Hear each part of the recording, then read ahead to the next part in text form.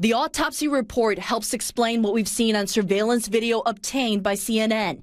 You can see the moment of impact. A light pole, and then a tree fall. The Porsche hit so hard it snapped the concrete and rebar pole like a matchstick. About 60 seconds later, a full minute, the first signs of black smoke when the Porsche bursts into flames. The autopsy shows the driver, Roger Rodas, died of multiple traumatic injuries. Actor Paul Walker, the passenger, died of traumatic and thermal injuries, suggesting he was alive in the moments before the Porsche was engulfed by fire. Hopefully it was quick and, they didn't really have to feel anything. He said if I die from speed, don't cry, because I was smiling, and that's what he loved. Walker lived as he died inside the supercars featured in his movie franchise The Fast and the Furious. Walker was shooting the 7th installment of the movie series. Universal Pictures announced it is shutting down production as they assess all options available to move forward with the franchise. Investigators say speed was a factor in the car crash, but continue to search for other contributing causes. The 2005 Carrera GT is a rare supercar. Only about 1,300 were made. Amateur driver Michael Weinreb is one of those owners. He took me on a ride down a canyon in the car, noting as a sports car driver, there is simply no vehicle in America that matches the thrill, and nothing potentially more deadly. In some respects, are you afraid of this car?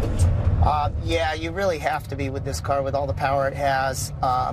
You have to be reserved and restrain yourself. I mean, it's like kind of taming a wild animal, and so if you were taming a wild animal, you'd be afraid of it. So you have to be afraid of it to really be safe in the car. Kyung, does the autopsy difference between the two victims, Paul Walker and the driver, Roger Rodas, does that mean they died in different ways? Not necessarily, and here's why. We got a little clarification from the LA County coroner. The autopsies were done by two separate doctors. It may just be semantics, that the doctor who performed Rodas's autopsy simply chose to bulk it all together as multiple trauma, and within that, assume that thermal trauma could be part of it. The other doctor was a little more specific. We may know when the full autopsy, the specifics, come out in weeks. And Jake, we should know about the toxicology report in about 6 to 8 weeks. Kyung, it looks like, I'm looking behind you there, it looks like there's still a very strong fan presence there at the site. How long will that memorial be allowed to remain there?